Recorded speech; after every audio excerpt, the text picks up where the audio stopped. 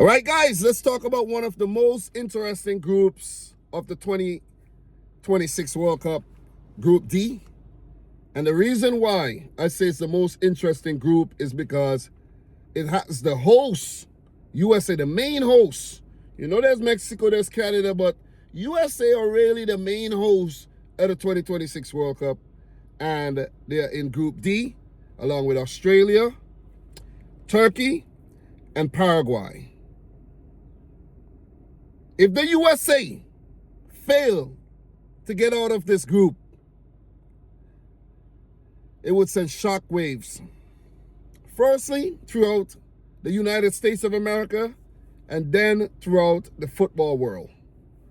Because the USA, they can't fail, man. They can't fail. They gotta at least make a little run in the tournament. I say anything less than round of 16 would be a failure. Maybe some are saying quarterfinals, but I'm gonna say round of 16. Let's talk Group D, round 2. We're gonna start with a Turkey versus Paraguay game, and then we're gonna do the Australia-USA match. So stick around for that, or I'm gonna actually put timestamps in the comments so you could actually skip to that match if that's the only game that you're interested in. Turkey versus Paraguay, that will be played in San Francisco, California, USA. In the previous fixture, USA 4, Paraguay 1, humiliating loss to the South American team. They need to actually bounce back because the CONMEBOL teams have not done well so far at the World Cup. Brazil drew, Uruguay drew, Ecuador lost. So see a trend here.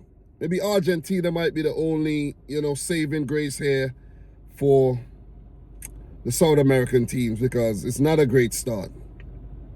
But could Paraguay turn their fortunes around? We shall see. For Turkey, they lost their opening match against Australia, 2-0, even though they had 27 shots at goal. Still lost, weren't clinical enough at all, and they would have to improve on that performance in this game against Paraguay. Both teams coming off losses. As for the table, USA on top, plus 3 goal difference, 3 points. Australia second, plus 2 goal difference, 3 points. Turkey third, minus 2 goal difference, 0 points. And Paraguay at the bottom, minus 3 goal difference, 0 points. We know that either both teams are going to get off the mark with a point, or one of these teams are going to go up to 3 points. What is going to happen here is left to be seen. Guys, feel free to drop your predictions down below, okay? Don't be shy. Please, don't be shy. In terms of head-to-head, the teams met once in an international friendly back in 1995 and played to a 0-0 draw. In terms of players to watch, for Turkey, I think Kenan Yildiz is going to start this game. You can't have a player of his quality on the bench at all. You need him from the start, for him to work his magic. You got to keep an eye on Arda Guler, who had a solid season with Real Madrid, and Hakan Çalhanoğlu, who won the Italian Serie A with Inter Milan. But he can't go around making statements like he did in the press conference before the Australia match. You cannot be underestimating your opponents like that. If you do underestimate your opponents and you do talk a lot of smack, you got to go out there and let the football talk. You know what I'm saying? You got to back it up. You got to back it up. But in the first place, let the football talk. Answer the questions in a respectable way, and then let the football talk. That's my take on that one. So Turkey needs to be more clinical in this match. 28 shots, still scoreless versus Australia. So the forwards, they need to get their act together. And their defense, even though they were dominant in the game, their defense still leaked 2 goals. And 1 goal was actually both goals were on the counter. So very attacking, but left themselves vulnerable on the counter attack. Could Paraguay exploit that flaw, that weakness of Turkey going into this game? Or maybe Turkey just needs to play a more pragmatic style of football here under Vincenzo Montella. For Paraguay, the talismanic players Miguel Almiron and Julio Enciso has to step up. I don't think they step up in the game against the USA. Or maybe they were just played off the park. They didn't even get the opportunity to step up, you know? And but the fact that these players are not stepping up, it gives the opportunity to other players in the team to actually put their hands up and say, hey, I could get the job done, and we could see a few new stars emerge here for Paraguay. Their defense has to improve. You shipped 4 goals against the USA, and it could have been worse. Defense got to improve. The goalkeeper, got to up his game, because sometimes, even though you're not playing too well, your goalkeeper would keep you in the game. You see what I'm saying? And that was not the case for Paraguay and goalkeeper Hill in the game against USA. My prediction for this game. Guys, judging from what I saw in the 2 opening matches, I did not watch the Turkey game, however. I didn't watch it live. I did watch about the highlights. But when you check the stats, Turkey is a younger team, under Montella. They do not look like a team that's going to sit back and soak up no pressure. And, they're going to basically take the game to you and look to control the game and just look to, dominate proceedings. That's what they did against Australia for the most part, but was still unsuccessful because they weren't clinical enough. Paraguay are also a very solid team. You see what I mean? I know they were missing from the World Cup since 2010. Maybe the grand stage, maybe the stage fright got the better of them on match day 1. Maybe they'll find their bearing in this game. But in my opinion, I think Turkey is going to prove to be a little bit too much for them. 3-1 to Turkey. Paraguay basically eliminated based on the amount of goals they're going to concede. 7 goals, 1, maybe 2 scored. -5 goal difference. That's my prediction.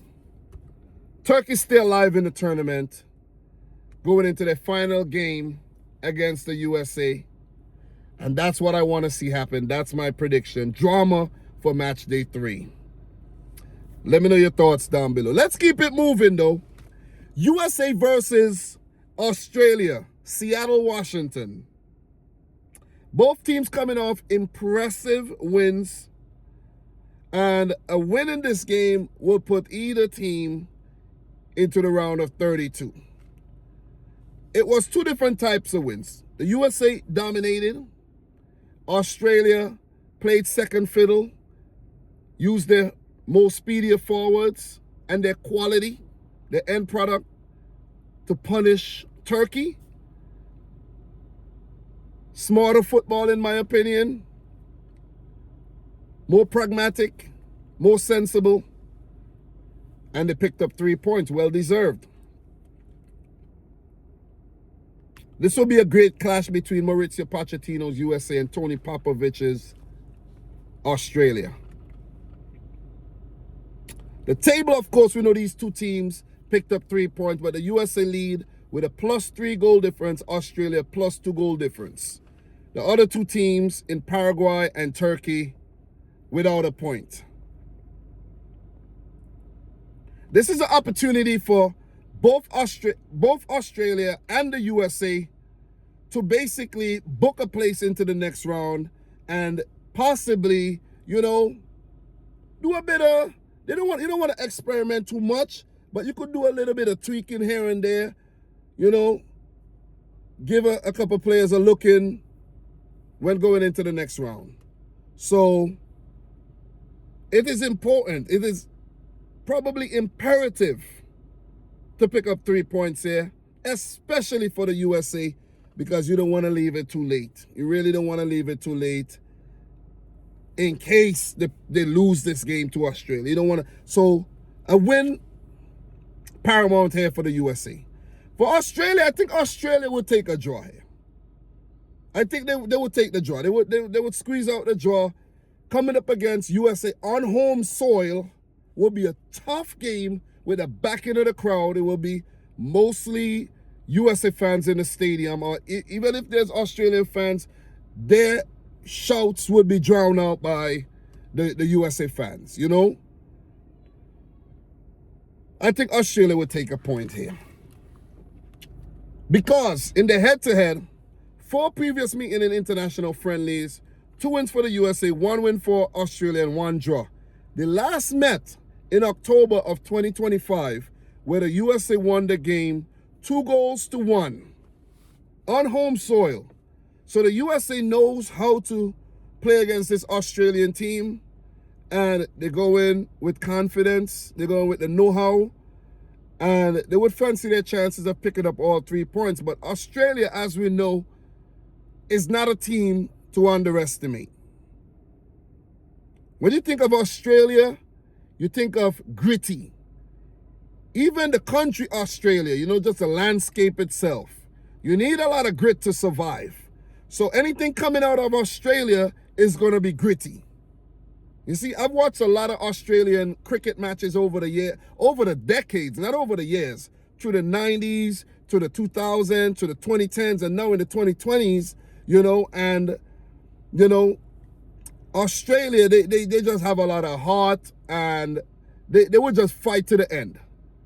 You may not think that they're very talented, but if you go back and you look at, you know, the previous World Cup campaigns, Australia, man, they always put on a show. I could remember the first time I saw Australia was back in 2006 when they made their return to the World Cup, and they had guys like Tim Cahill, they had Mark Bresciano, amongst others. You know, there's a few names that's eluded me right about now, but those names just, you know, Bresciano, oh, Mark Viduka as well. Viduka, Bresciano, Cahill, you know, yo, man, Australia at World Cups are not a team you want to F with. Let me just put it out there. You know, let me just put it out there, man. So, the USA, however, you know, there's always pressure on the USA for some reason, especially from home base, the media. And not just because the World Cup is hosted in America. Every World Cup, man, it's just this pressure on America to do well, and they never get very far. You know what I'm saying? Could this change? Could it change this time around? It's left to be seen. Players to watch for both teams here. For the USA, Christian Pulisic went off at halftime, and there's been, you know, some buzz around his fitness. I think he should play the match. I think he should start the game, and according to how the match is going, you take him off, you monitor his position, his situation. You don't want to keep him out there for the entire 90 if you don't have to. You see what I'm saying? So Pulisic, man, he looked really electric. He looked so good. Pause. He looked so good in the game against Paraguay. I was like, God damn. You know? And that's how you want your best player to actually perform. So Australia would want to keep tabs on Pulisic, possibly double teaming or even tripling up on a Christian Pulisic. If he features, he would definitely be a handful for the Aussies.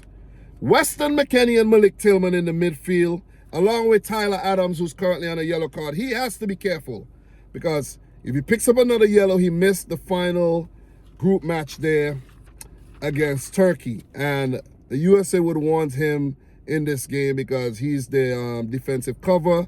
He's their workhorse, the ball chaser, ball winner, cutting the lines, interceptor, Tyler Adams, man. So that's one to keep an eye on as well. I don't know if Pochettino is going to maybe take him off at earliest convenience, like if the USA are doing well in the game, maybe 60 minutes in, take off Tyler Adams. You want him fit for the next, you want him available for the final match of the group. So a player that I want to talk about, he's only 21, Alex Freeman. This guy is good. This guy is very, very good. But him and Anthony Robinson, who's very, very quick, one of the quicker players, they will have their hands full with Australia's speedy forwards, Mohamed Toure and Nestori Irankuda.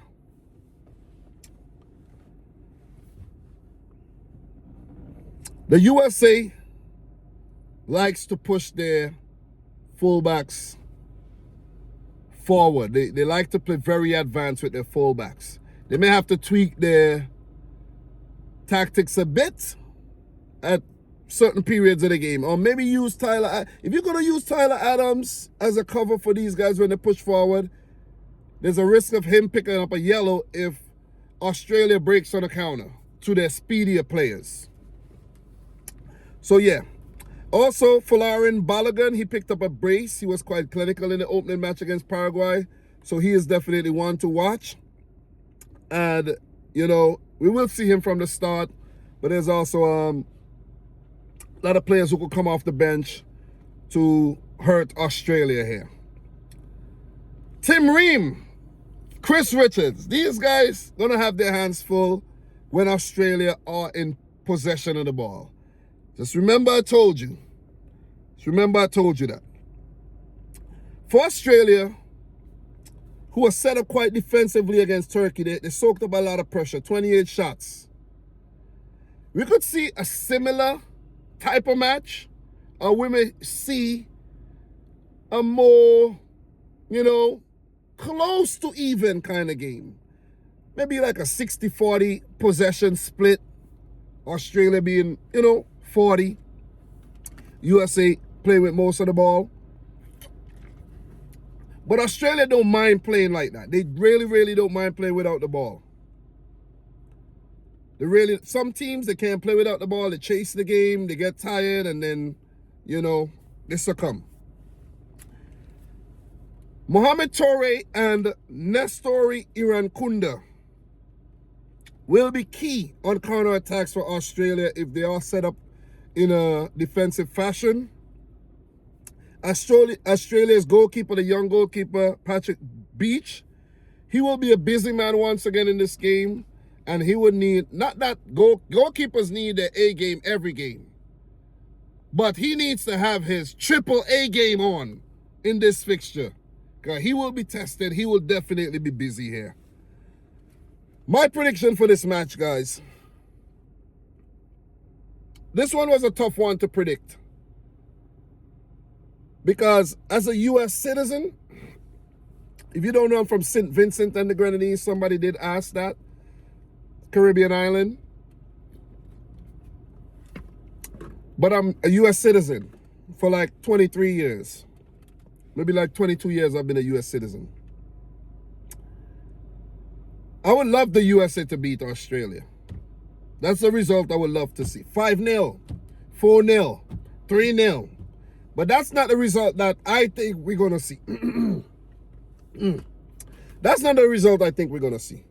Australia going to be a tough team to break down. Could they expose the USA? Knock them off their perch on home soil?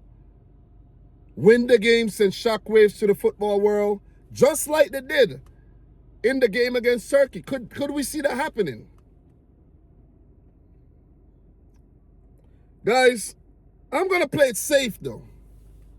It's going to be a good game. It's going to be an open game of football, but I'm going to go for a 1-1 draw here. Both teams share the spoils. I think it's going to set up the third match day very nicely for some drama. USA versus Turkey, you know. That'll be a good one. Australia versus Paraguay, that'll be a good one as well. I'm going to play it safe. Are you going to play it safe? Australian fans, let me know your prediction. USA fans, let me know your predictions. How are you feeling? I'm going to play it safe. I think Australia will be the happier of the two teams if the game ends in a draw. The USA, I think, will be dominant, but will fail to take all 3 points on home soil. They would walk away with their heads down a bit,